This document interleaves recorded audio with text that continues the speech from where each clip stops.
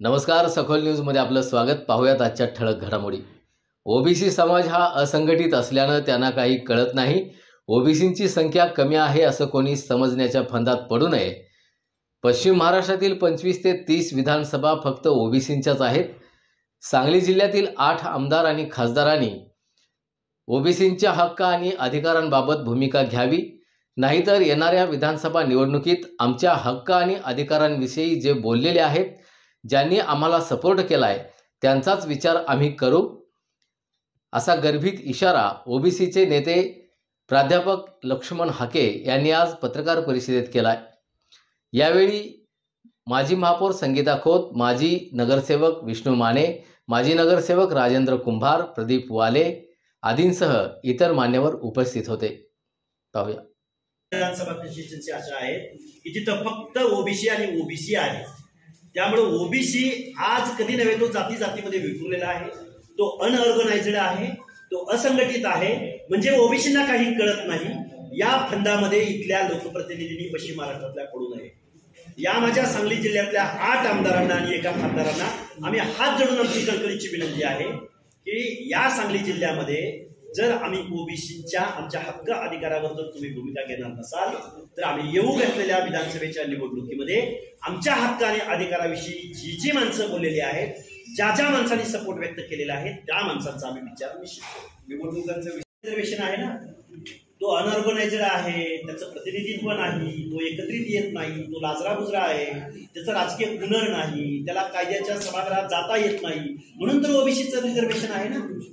मागास म्हणून ही मागासाचीच लक्षणं आहेत ना. हा जर फॉरवर्ड असता, हा जर प्रगत असता तर तो एकत्रित आला असता, त्याने स्वतःच्या हितासाठी निर्णय घेतले असते. पण तो अनऑर्गनाइज्ड याच्यावरून तो सोशली बॅकवर्ड आहे हे दिसून येतं. जर ओबीसी जर फॉरवर्ड असता, ओबीसी जर प्रगत असता तर ओबीसीचे आज 50% आमदार दिसले असते. सांगली जिल्ह्यामधून किती ओबीसीचे आमदार आहेत लोकनियुक्त? याचं उत्तर तुम्हाला माहिती आहे. सांगली जिल्ह्यामधले जे कारखाने आहेत त्या कारखान्याची मालकी कुणाची आहे हे तुम्हाला याचं उत्तर माझ्यापेक्षा, तुम्ही या सांगली जिल्ह्यातले इथे लोकांचे वार्ताहर आहात आणि तुमचा अवेअरनेस हा माझ्यापेक्षा 4 पट आहे या जिल्ह्याचा.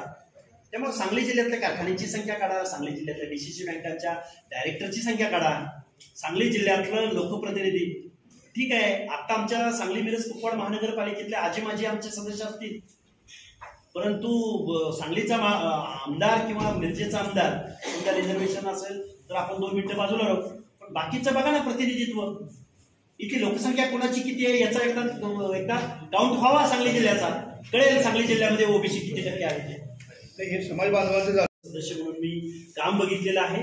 तर इथं सोशल डिस्क्रिमिनेशन परत एकदा मी म्हणजे सामाजिक ज्यांच्या बाबतीमध्ये अच्युतपणा पाळला गेला, ज्यांच्या बाबतीमध्ये त्या कम्युनिटीमध्ये जन्माला आल्या कारणानं त्या माणसाला इथल्या निर्णय प्रक्रियेमध्ये येण्यासाठी जे अडसर निर्माण झाले ते अडसर दूर करण्यासाठी म्हणून रिझर्वेशन पॉलिसी राबवण्यात गेलेली आहे. क्रिमिलियर अट, तुम्ही क्रिमिलियर किती लोकांना तुम्ही रिझर्वेशन पॉलिसी राबवणार आहात? म्हणजे 2 पिढ्यांनी किंवा एका पिढीनं जर रिझर्वेशनचा लाभ घेतला आणि त्याच्यात आर्थिक उन्नती झाली म्हणजे त्याच्यावरचं सोशल डिस्क्रिमिनेशन संपलं. हे शासन अधिकृतरित्या कुठल्या पॅरामीटरच्या आधारे इथल्या व्यवस्थेला अवगत करू इच्छिणार आहे याचं उत्तर मिळणं आम्हाला अपेक्षित आहे.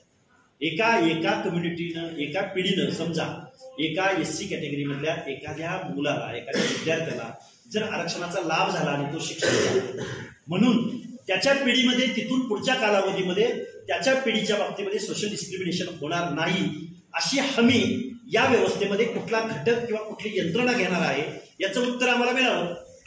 त्यामुळं हा जो निर्णय आलेला आहे, सन्मान्य न्यायालयाचा हा निर्णय आहे, त्याच्यामध्ये अनेक समस्यांनाच खरं तर यांनी निमंत्रण दिलेलं आहे. हे सोल्युशन मला वाटत नाही, तर अनेक समस्यांना निमंत्रण देणारा हा निर्णय आहे.